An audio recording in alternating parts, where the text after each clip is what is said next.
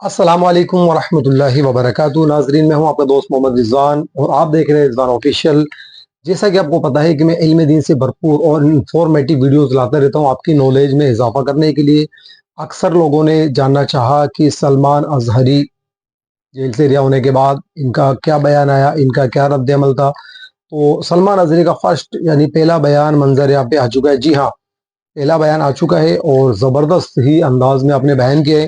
बयान आपके लिए लेकर मैं हाजिर हूँ। उससे पहले हम वीडियो देखें बयान वाला, आपसे गुजारिश है कि चैनल को अगर अभी तक आपने सब्सक्राइब नहीं किया तो बराए मेहरबानी चैनल को सब्सक्राइब कर लें नोटिफिकेशन के लिए, और वीडियो को ज़्यादा से ज़्यादा लोगों तक शेयर करके सवाब के हकदार बनिए। बयान आपको मैं दिखा देता हूँ, आपको कोने में इंशाल्लाह ऊपर की साइड। मेरे भी छोटे से बच्चे हैं। जब वो जेल की सलाखों के सामने आकर आंसू बहाते थे तो दिल पर छुरियां चलती थी।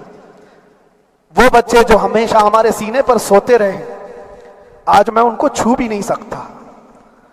जब वो सलाखों के पीछे खड़े होकर दूर से रो करके चले जाते 15 मिनट, तो क्या हमारे दिल में बच्चों की मोहब्बत नहीं? खास तौर पर बोलनी है वो ये है, इन हालात से आज जो घबराए हुए हैं ये वो लोग हैं जो ऐश परस्त हैं। मैं किसी को खास टारगेट करके नहीं कहना चाहता, लेकिन बहुत सारे वो लोग जो असर और रसूख रखते हैं लेकिन वो आगे आना नहीं चाहते। दीन इस्लाम पर हमले हो, हुजूर पाक की इज्जत पर हमला हो, किसी को बोलना नहीं है, क्योंकि पता है देखो इस मौलाना को किस तरह की है, इसी तरह दूसरों को भी कर दिया जाए। जो कंफर्ट जोन में बैठने के आदी हो गए वो अपना एरिया छोड़कर हटना नहीं चाहते। अगर मैं कुछ कहूंगा हुजूर पाक सल्लल्लाहु ताला अलैहि वसल्लम की नामूस के लिए तो मेरा ऐश खतरे में आ जाएगा। अक्सर की यही सोच है। मेरा तो अपना धंधा है, मेरा बिजनेस है, मेरे बीवी बच्चे हैं, हो सकता है मौलाना को किसी चीज की फिक्र नहीं होगी। आपको मैं बताऊं, आपको अंदाजा नहीं हमारे दिल में हमारे बच्चों की कितनी मोहब्बत है। मेरे भी छोटे से बच्चे हैं। जब वो जेल की सलाखों के सामने आकर आंसू बहाते थे तो दिल पर छुरियां चलती थी। वो बच्चे जो हमेशा हमारे सीने पर सोते रहे, आज मैं उनको छू भी नहीं सकता। जब वो सलाखों के पीछे खड़े होकर दूर से रो करके चले जाते 15 मिनट, तो क्या हमारे दिल में बच्चों की मोहब्बत नहीं? क्या हमारे घर बार नहीं, हमारी बहनें, हमारे भाई, हमारी मां नहीं? कितने तो दिन ऐसे हुए कि मेरी मां को दौरे पड़ते रहे याद के लिए, तो क्या वो हमारे ऊपर कैफियत नहीं आती कि हम खामखा ये मुसीबत क्यों मोल ली? मेरी बेटी तो झगड़ा करती इस बात को कि क्यों आप अकेले हो, बहुत सारे लोग हैं, सबका ख्याल करते हुए। लेकिन मेरे अजीजों, ये उनकी अपनी मोहब्बत है। सारा एक परिवार और उससे ज्यादा मेरे शागिर्दों की एक दुनिया है। कितने ऐसे हैं, मैं जानता हूं कि 8 महीने तक नरम ग़िज़ा नहीं खाई मेरे उन बच्चों ने। मैं जानता हूं उनका सिर्फ ये ख्याल था कि अंदर पता नहीं जेल में आप क्या खा रहे होंगे, हम यहां नरम ग़िज़ा नहीं खाएंगे, गोश्त मछली नहीं खाई। हालांकि ये कोई चीज तुम्हारे ऊपर वाजिब नहीं थी। ये हालात मैं इसलिए बता रहा हूं मेरे अजीज, किसी के वहमो गुमान में अगर ये है तो निकाल दे कि मेरे आसपास कुछ नहीं है, मैं किसी को चाहता नहीं, या मेरे साथ मोहब्बतें नहीं है। कसरत से मोहब्बत करने वाले लोग हैं मेरे पास। मेरे इन भाइयों की और मेरे बहनों की, मेरे घर वालों की मोहब्बत तो ऐसी है कि उनके घरों के बच्चों के मामलात भी बगैर मुझसे पूछे नहीं होते। अगर 8 महीने अंदर रहा तो किसी का रिश्ता नहीं तो बातचीत भी नहीं है। रिश्ता नहीं होगा जब तक ये ना आए, सारे काम डिपेंड रहते थे। मुझे भी इन तमाम चीजों का एहसास है, लेकिन ये सब चीजें एक तरफ, मेरे मुस्तफा की इज्जत अपनी तरफ।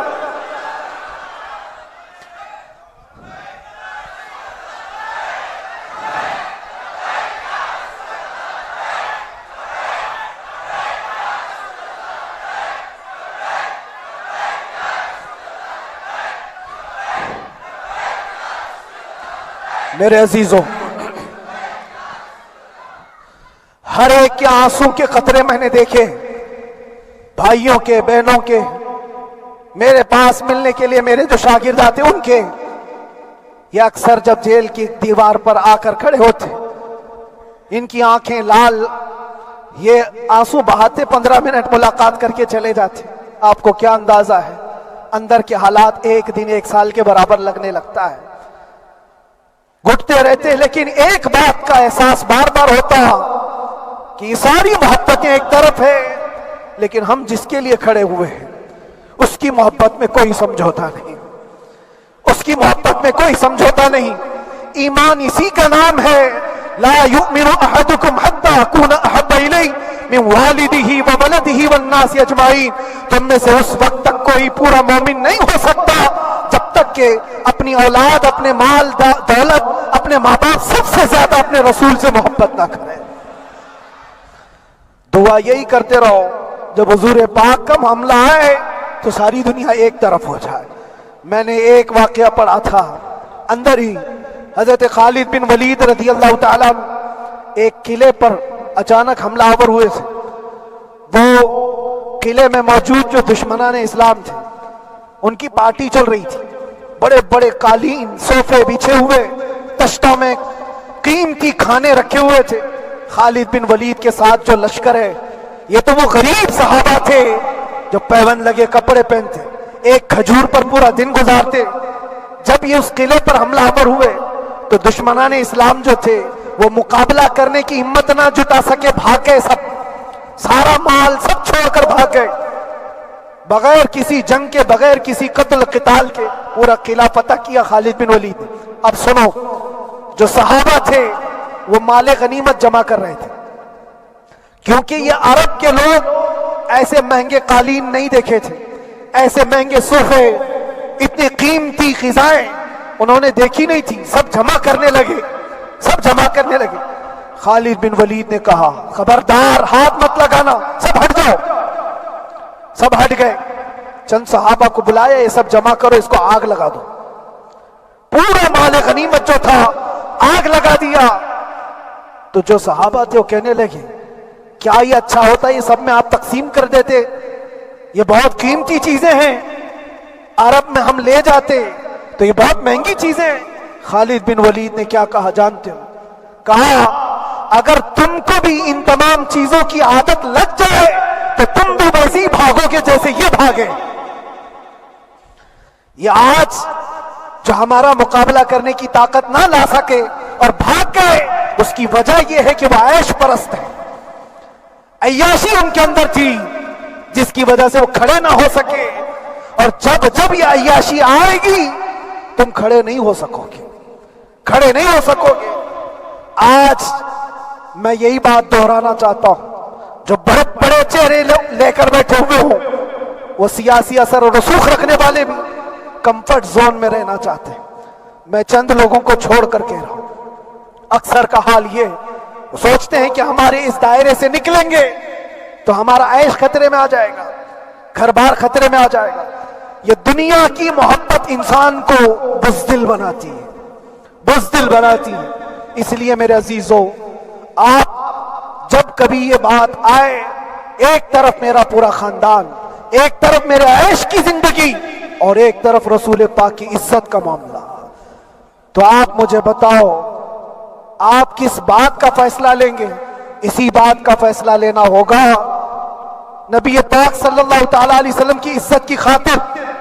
تمہیں اس بات کا فیصلہ لینا ہوگا، اپنا سب کچھ گنبد خضرا کل بھی تھا آپ، میرے نبی سے میرا رشتہ کل بھی تھا آپ، اور بتلا دو گستاخ نبی کو غیرت سنی زندہ ہے، ان پہ مر مٹنے کا جذبہ کل بھی تھا آپ.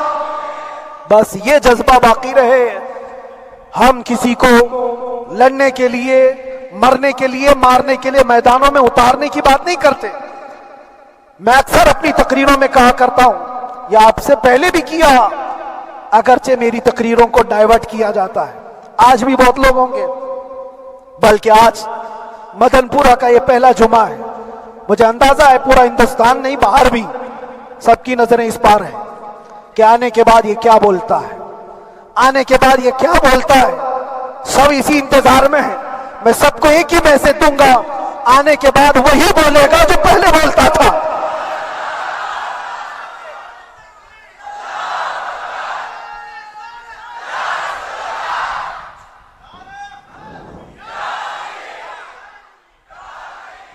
اگر کچھ غلط ہوتا تو ہمارے اس ملک عزیز ہندوستان کی سب سے اعلیٰ عدالت یہ نہیں کہتی کہ ان کے اسپیچ میں کوئی ہیٹ مسئلہ نہیں ہے. وہ ہمیں اندازہ ہے میرے عزیزوں. ہاں جہاں غلطی ہوگی ہم بھرے اعلان کے ساتھ کہیں گے کہ ہم سے یہ غلطی ہو گئی, ہم سے یہ خطا ہو گئی, زبان پھسل گئی. لیکن جو چیز نہیں ہے تو اگر تم زبردستی اس کو کہو گے تو یہ ہم نہیں مانتے. ہاں بس اتنی دعا میرے حق میں کریں کہ جتنی بھی زندگی باقی ہے اللہ تبارک و تعالی حضور پاک کی محبت اور ان کی عظمت کی حفاظت کے لیے جیتے مرنے کی توفیق عطا فرمائے. ہمارا کام صرف اتنا رہ گیا, جو میسج دینا تھا وہ ہم نے دے دیا. اب جو حالات آ رہے ہیں میرے عزیزوں, آپ سب کے لیے بھی میں یہ گزارش کروں گا, دین کی طرف آ جاؤ, سچائی کی طرف آ جاؤ, ورنہ گاجر مولی کی طرح کٹ جاؤ گے, ختم ہو جاؤ گے. دین کی طرف آؤ, سچائی کی طرف آؤ. اور اسلام نے کہیں پر بھی تمہیں کسی طرح کے آتنک اور دہشت کی تعلیم نہیں دی ہے. کہیں پر کسی ٹیررسٹ کی کوئی بھی تعلقات کی کہیں مجھے کوئی بات بتا دو. اگر کوئی مسلمان اس طرح کی حرکتیں کر جاتا ہے جس کو یہ لوگ بدنام کرتے ہیں تو ہم سمجھتے ہیں اس کا اسلام سے تعلق نہیں ہوگا. اسلام سے تعلق ہوتا تو اس کے اندر صدیق اکبر اور فاروق اعظم کی ادائیں ہوتی. آج آپ کو وہ معاشرہ زندہ کرنے کی ضرورت ہے. میں نوجوانوں سے کہوں گا, بہت دن گزار لیے ٹک ٹاک پر مجرے, اور تمہارے اس انٹرنیٹ کی دنیا پر جس طرح تم نے آوارگی کر لی ہے, اب وقت کم بچا ہے. آ جاؤ میرے نبی پاک کی گنبد کی چھاؤں میں. عزت وہیں پر ہے, انہی کے قدموں میں عزت ہے, اور یہاں پر بھی ہے اور آخرت میں بھی ہے. آخرت میں بھی ہے. بس اس عزت کے لیے آپ سب سے میں گزارش یہ کروں گا, سچائی کی طرف واپس آ جاؤ, سچائی کی طرف واپس آ جاؤ. جو تمہاری نمازیں باقی ہیں اس کو پوری کر لو, اس سے پہلے کہ دنیا تم پر نماز پڑھ دے, اس سے پہلے کہ تمہارے جنازے کی نماز پڑھی جائے, اپنی نمازیں کمپلیٹ کر لو. اور علماء ذوی احترام کا ادب و احترام اپنے اندر رکھو.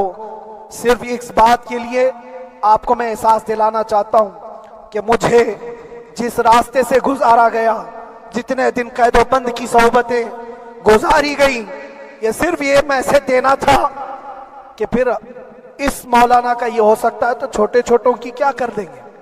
ایسا اگرچہ آ جائے موقع تب بھی گھبرانے کی ضرورت تھی.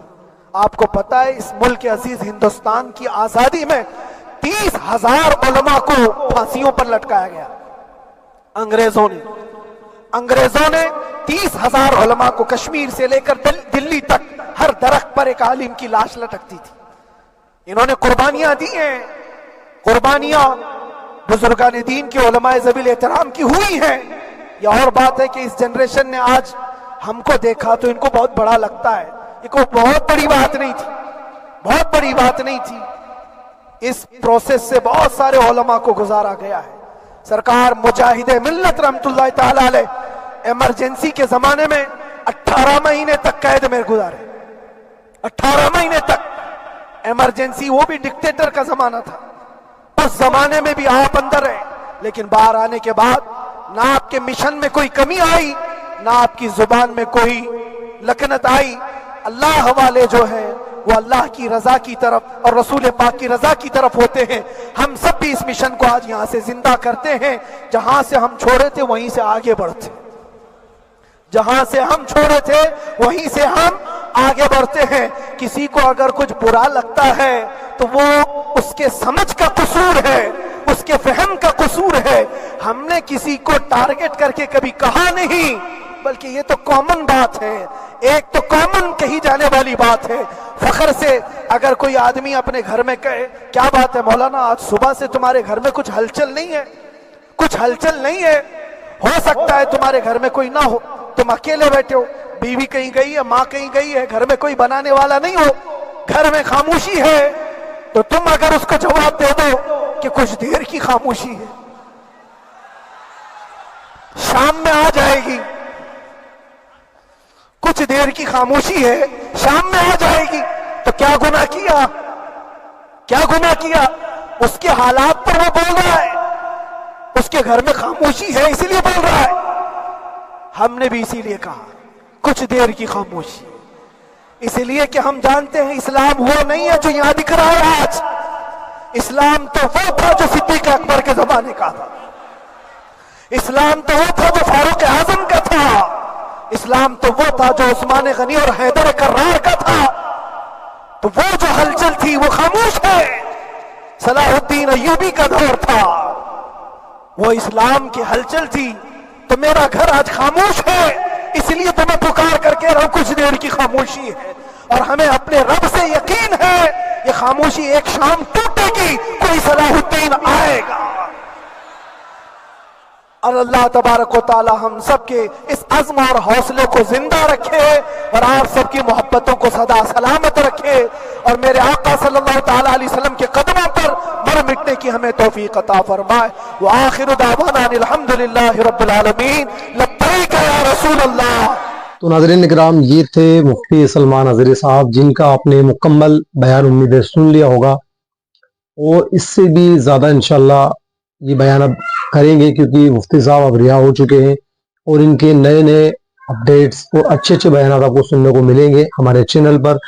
वीडियो को ज़्यादा से ज़्यादा शेयर ज़रूर फरमा दें, और चैनल को अगर अभी तक सब्सक्राइब नहीं किया, बारहा आपसे इल्तिजा की जाती है, चैनल को सब्सक्राइब करके वीडियो को कम से कम एक लाइक ज़रूर कर दें, और ज़्यादा से ज़्यादा मुसलमान भाई तक ये पहुँचा कर सवाब के हकदार बने। मैं हूँ आपका दोस्त मोहम्मद रिजवान, और आप देख रहे हैं रिजवान ऑफिशियल। अस्सलाम वालेकुम व रहमतुल्लाहि व बरकातुहू।